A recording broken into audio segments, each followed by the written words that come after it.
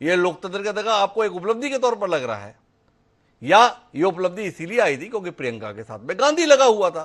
तो थोड़ा ब्रजमोहन श्रीवास्तव जी यथार्थ पर रहते हुए हमारे साथ उन सवालों के उत्तर देने की कोशिश कीजिए जिसके उत्तर जानने में जनता की दिलचस्पी है। क्या कहते हैं ब्रजमोहन जी? 8 साल की प्रियंका गांधी की उपलब्धियों पर सुरेंद्र राजपूत जी के साथ आप खड़े हैं, या चिंतामणि मालवीय जी जैसा उपहास कर रहे हैं उस उपहास के साथ खड़े हैं, या उससे अलग कोई और सड़क आप देख रहे हैं? देखिए, मैं तो उससे अलग हूं, बिल्कुल दोनों से अलग।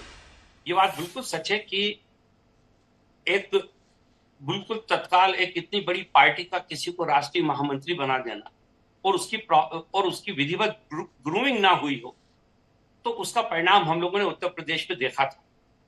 वहां पर उस समय प्रभारी महामंत्री के रूप में बहुत उन्होंने मेहनत की थी, लेकिन उसके उपरांत जो परिणाम था वो शायद 3 या 4% वोट मिले थे कांग्रेस को। ये बात भी हकीकत है। उसके बाद भी जो दूसरे राज्यों के भी जो चुनाव हुए जहां पे उनका हस्तक्षेप था, जैसा कहा जाता है कि शायद छत्तीसगढ़ में भी उनका हस्तक्षेप था, राजस्थान में भी उन्होंने अपनी कुछ राय रखी थी। अगर वहां के भी हम परिणाम का मूल्यांकन करें तो उससे ऐसा लगता है कि जो सफलता उनकी होनी चाहिए थी वो नहीं है।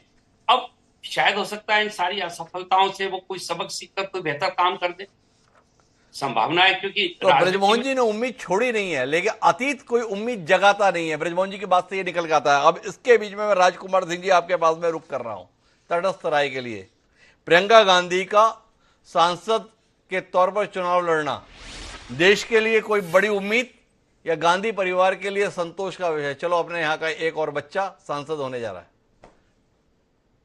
हिमांशु जी, मुझे लगता है कि कांग्रेस के लिए तो बड़ी उम्मीद है ही, और गांधी परिवार से वो आती है तो गांधी परिवार के लिए भी बड़ी उम्मीद है। जी।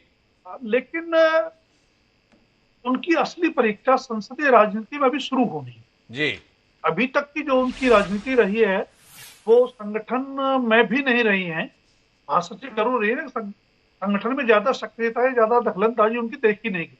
जी। उनकी भूमिका जो रही है, जैसा आपने भी शुरू में जिक्र किया, सोनिया गांधी और राहुल गांधी के जो निर्वाचन क्षेत्र हैं वहां पर चुनाव प्रबंधन देखना, और उसके बाद सांसद के अघोषित प्रतिनिधि के तौर पर राजनीतिक कामकाज देखना। और उससे बड़ी भूमिका अगर कांग्रेस के लिए देखें तो उनकी रही है एक स्टार कैंपेनर। जी। इसमें कोई दो राय नहीं है कि प्रियंका गांधी अच्छी वक्ता हैं,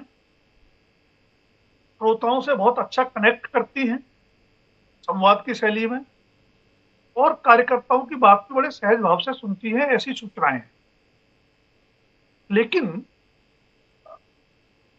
दूसरी ओर अगर आप उनकी सफलता और विफलता की बात करें, 2017 से जैसे राष्ट्रीय महासचिव हैं, तो उनके खाते में कोई बड़ी सफलता गिनाने के लायक अभी नहीं है। उत्तर प्रदेश की प्रभारी महासचिव थी,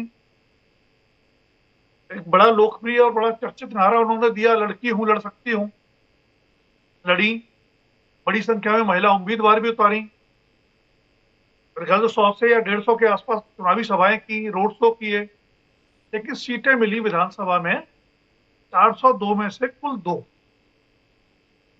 और वोट परसेंटेज भी लगभग 2.5 के आसपास था। जी।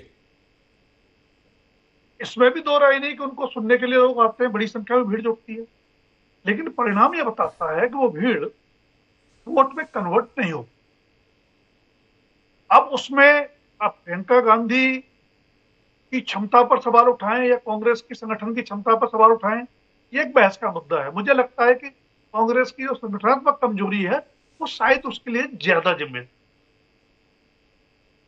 अब प्रियंका गांधी के आने के बाद, जैसा आप बीच बीच में बता भी रहे हैं, परिवार के तीनों सदस्य, अगर प्रियंका गांधी जीत जाती है वायनाड, जिसमें मुझे कोई संदेह नहीं लगता, जी। पिछले 2 चुनावों के परिणाम को देखें, तो तीनों गांधी संसद में होंगे।